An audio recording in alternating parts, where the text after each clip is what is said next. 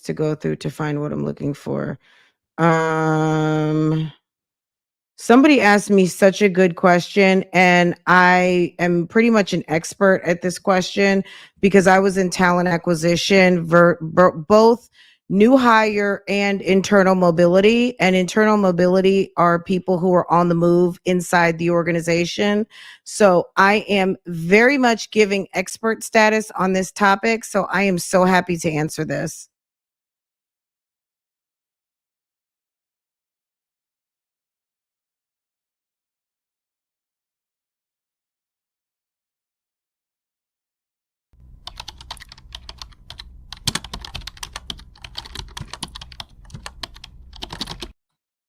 Dear Fran, no, I'm just kidding.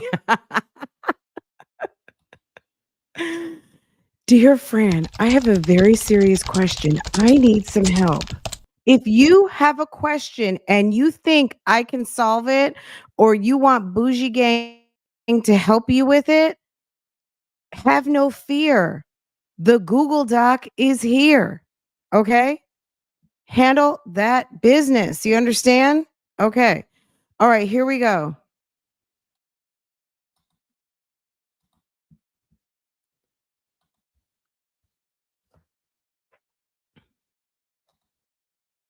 Oops. Keisha cannot help us with this answer. Girl, bye. Hold on a second. Bye, girl. Okay. Okay. Let me make this nice and big. Okay. I guess this is how I'll put them up because this is helpful. Dear friend, today's question. Okay. What's your question? Okay. I am in a job change process with my company. My company went through a corporate wide job family, job title, and salary restructure. And the JCP is an opportunity to get better aligned if the original HR placement was not the best. I'm looking for a promotion move from a lead associate to a newly created as part of my corporate restructure advisor role, which is a non-people management role for experienced subject matter experts. I feel pretty confident I'll get the advisor role, but I'm unsure how to approach the salary side of things. My current salary is 119. Okay, very good. The midpoint's 155 and the top is 191. I make 153. Okay. The salary range for the new advisor role starts at what she said. Wait a second. My salary range for the new, wait, the midpoint is I make 153. Okay, my current salary range, okay, is 119, 155. Okay, so she makes she makes just she almost makes right at the midpoint in her current role. Gotcha. Okay. The salary range for the new advisor role starts at 153, midpoint's 176. I don't know the top amount. I have been unofficially told they generally don't give more than a 5 to 7%, 5 to 7K increase, but have done as much as 10K increase. Need advice on how to get close to 10K as much okay as possible. Okay. Let me explain a couple things what she said here. So she's the job change process with her new company.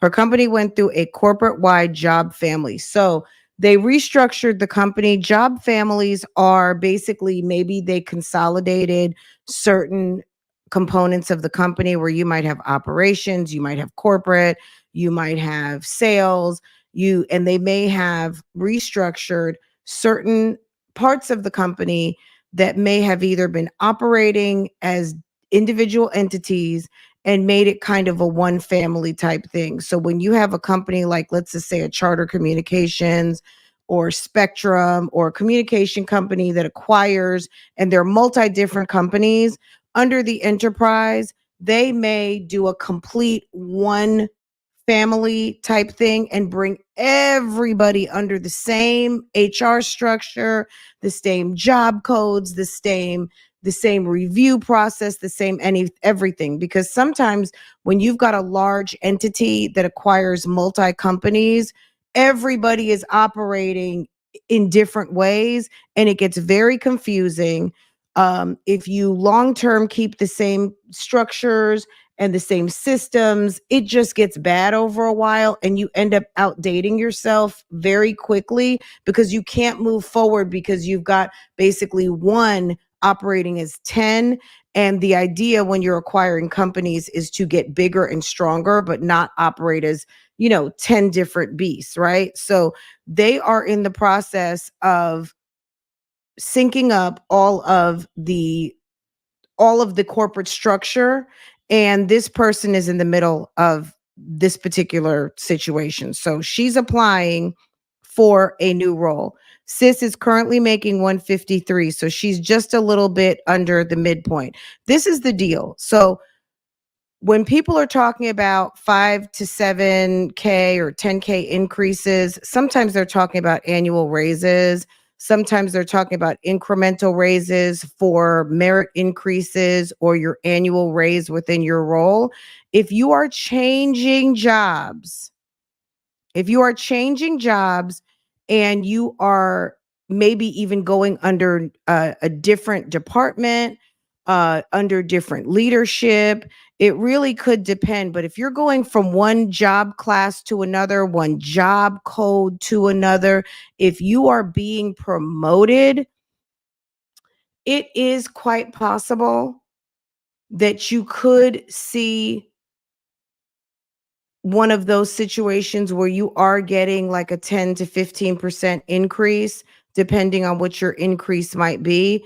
There is going to be a formalized increase rate. So let's just say you're moving from one position to another position and you're doing a one. So say your job is coded at a level 10 and you're moving to a job that's a level 11 or a level 12. You could get a 1 to 2 level increase. Some companies cap out at 1, 2, 3 levels. Um, Not that you can move, but that you will be increased. So if they say a level 1, you can get up to a 10%, or level 2, you can get up to 15%. Level 3, you can get up to a 17% with a merit bonus or something like that, right? So it just really kind of depends. You are well within the range, so you're within the salary range of the position. If you were below the salary range, they would bring you to the minimum of the salary range. Since you're already within the range, it just depends. What I would ask for you to find out is talk to your HR person that you're dealing with and ask them, this is a promotion? What level increase, or is this a lateral move? Because what you also have to understand is you might be applying for a new job. You're saying it's a promotion. I would make sure it's a promotion, and that it is a level set increase from your current role. Like, where is your current role level set? And what's the level set of the position that you're going into, so that you can validate that this is actually a promotion. Not that it looks like a promotion, but as far as the new corporate structure, it is a promotion. That's number one, right? Number two, if it is a promotion truly in position and title, so you already know the salary ranges.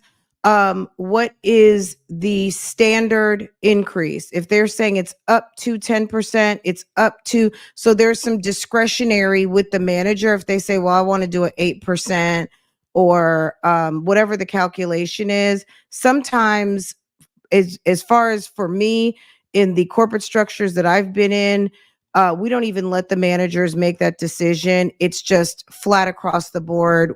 Unless there is some reason, we just go with a standard increase for everyone. So if it's up to 10%, it might be just a standard of 9%. It could just be 10%. That way there's no kind of like, well, I got 7%, I got this percent, I got that percent. If someone's getting 5, 6, whatever amount of money, that's just due to their current salary. That's not necessarily a particular dollar figure. It's usually a percentage. And the percentage, and 9 times out of 10, your peer group are all making somewhere within the same amount, because obviously you know that there is a range. Okay. So I would talk to your HR person, your talent acquisition person, your TA, and ask them, number one, can you validate in terms of the leveling of this position? Is this actually a promotion? And if so, what is outside of the dollar figure? Is there a standard increase percentage? And from that, if it's even if it's 5%, I mean, you'd probably still be so 153, you'd probably be somewhere around $7,000, $8,000. But I would imagine if they're looking at promoting you, they're going to bring you in at the standard, and the standard could be, I don't know what they do, 5, 10%, whatever it is. I would also keep in mind that if you've already had your merit increase, it's April. If you already got your merit increase in January, you want $10,000. Just know that if you were to get a 5 or 7 and it's not giving you exactly 10K increase, just know that your next merit is based on this raise. So if you just got a merit increase, know you're getting another. And also you also have the right to say no, right? Let's keep that in mind. You have the right to say no. Um, and also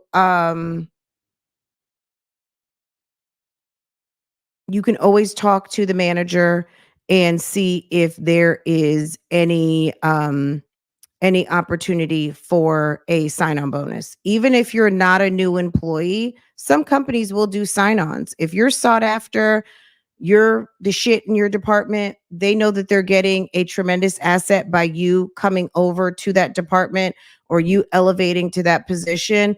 There's nothing wrong with asking for, if let's just say your increase is not quite $10,000, for them to make up the delta in the difference of your salary increase with a sign-on bonus. And a sign-on bonus is not exclusive to new talent unless that's just a stipulation by your company. So I hope that this was good advice. I felt like this was a quick question to answer. It's Monday. People are considering jobs, or new jobs, shifting jobs, internal mobility. Internal mobility is when you're on the move in your company and you are actively seeking out roles within your company for either promotion or to, lateral move somewhere else. Just know that sometimes lateral moves don't come with increases. Um, Promotions typically do.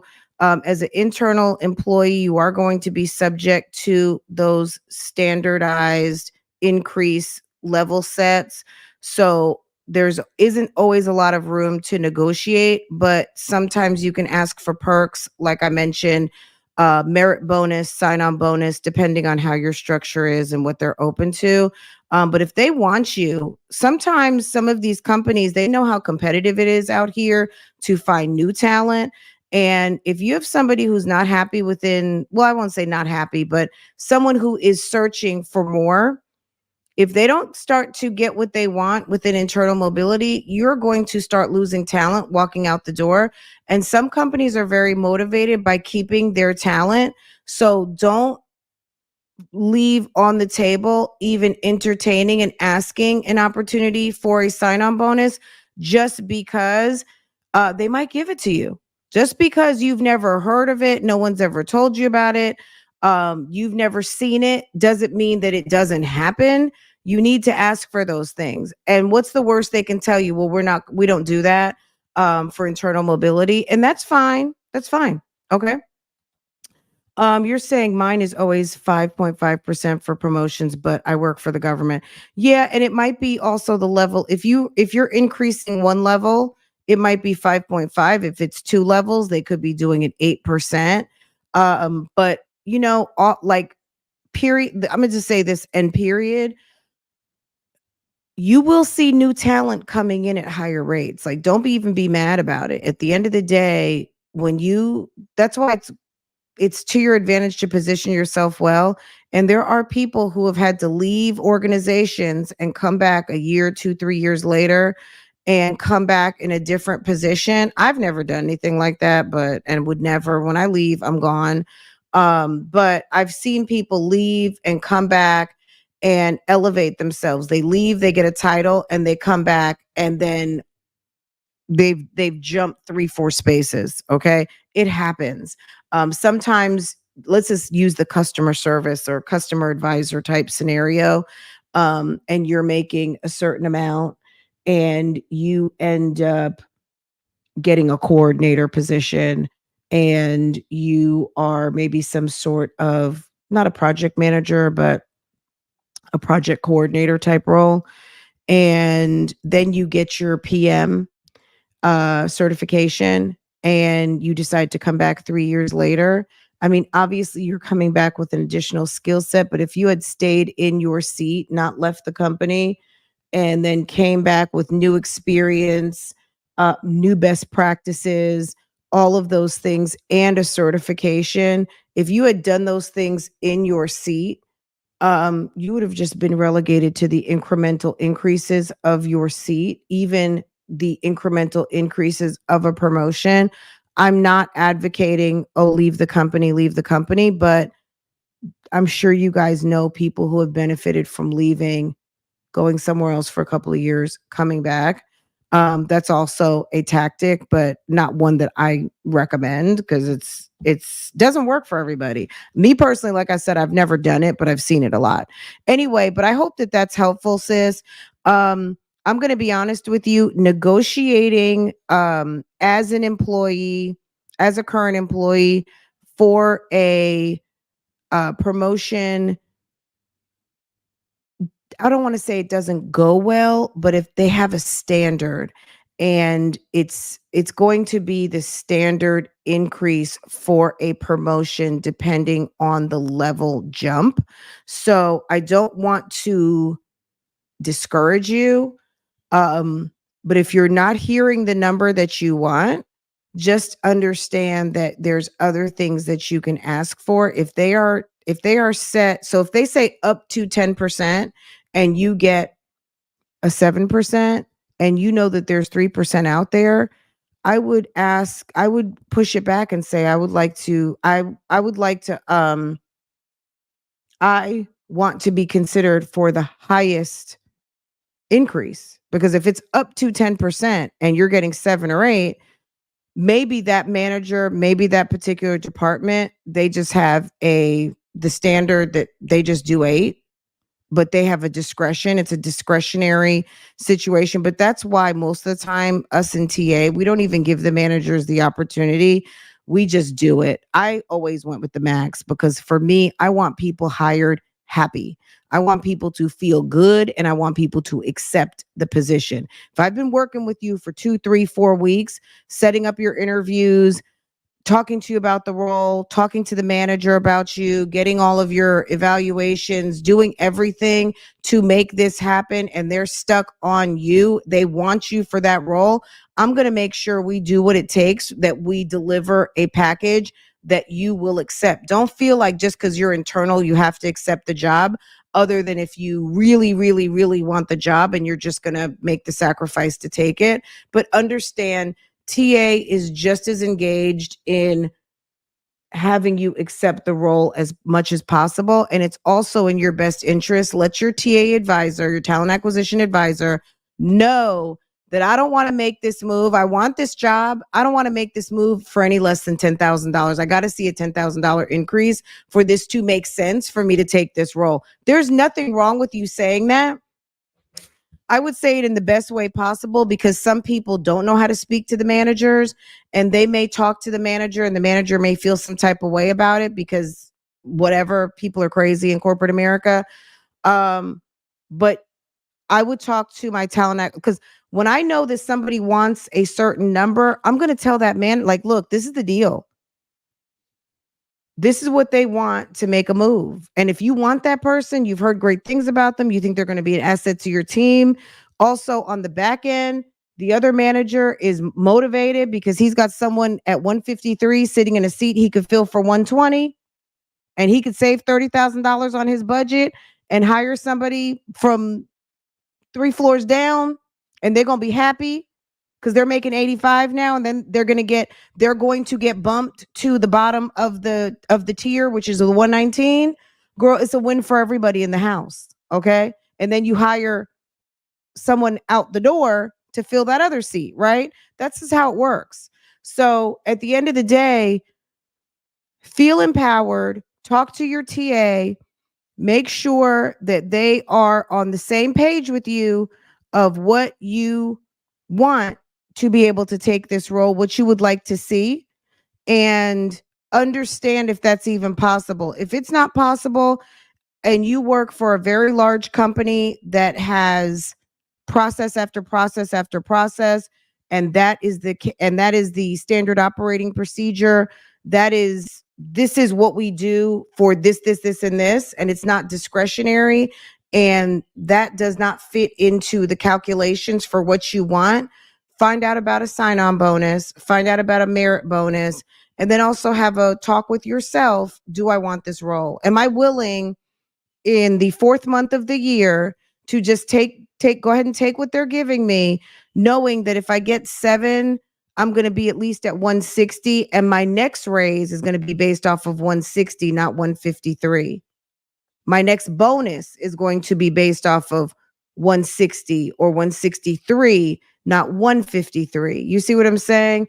Or also, and I'm getting ready to pass the threshold of from 3 weeks vacation to 4 weeks vacation.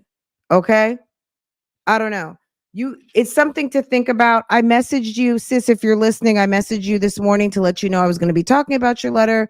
So if you have any questions, if I missed anything, or you want to keep us up to date on your question, let me know and write me back. Okay. Um, okay. So I hope that was helpful to the sis. We love you. We want y'all to make your money, and we want you to be successful in career. And we want you to feel good about the changes that you're making. Nobody wants you sitting at your desk being pissed, okay? Nobody wants that. Talent acquisition wants people that are happy, because let me tell you, when I get that phone call 30 days after someone accepted a job, internal mobility, or someone who came in from the outside quit their job and they're like, they hate it, they're not happy, they don't like their boss. Make a sound decision before you accept that promotion, and make sure it's the money that you want. And at the worst case scenario, just remember internal mobility. You probably have to be in seat at your company for 1 year after you accept your new job to make another move. But mid cycle, which what I call after merit increase, is a great time to do it, because you just got a raise, you're going to get another raise from switching jobs, and understand you're 6 months away from another raise. Okay. It's a great time to switch jobs in the middle of the year. Because that's kind of sometimes when you shift and move at the end of the year and you're in between merit increases, they're going to base your percentage increase off of your old salary, unless your appraisals are already done. I would rather get a 7 or 10% increase on my raise that I already got because I've been sitting there doing a good job for a year, rather than like, oh shit, they're calculating it and merits haven't been done yet. So sometimes you don't have a team that's on point like that, that is going to take into account we're 1 month away from merit increases, and talk to your manager and structure your new raise based on what your merit will be, and then give you the percentage increase based on top of that, because you're going to miss merit because you're leaving into a different department. I'm getting in the weeds right now, but there's a lot of there's some technicalities involved. Um and if you guys want to know more about that kind of stuff, let me know. But yeah, I love setting up salary packages and making offers. That's the highlight of doing talent acquisition, is making offers and structuring offers and having people be happy. I love giving like when someone says, "Well, I don't want to make less than da da da da," or I want my raise to be this or that, and you're coming in with more than they expected, and they're just like, "Oh my god, I accept." That's the highlight of my job, because there's no more greater disappointment when you deliver a package to someone, it's a shitty package, or it's less than what they want, and they decline it, and you've just wasted a month working with people, and you're back to the drawing board because the manager doesn't like anybody other than the person they offered to, and the person that offered said it's not worth it to me and they don't accept the job. So that sucks. Okay. Anyway, guys, let's move on. Okay, so we have a matter at hand. So this is what I can show you.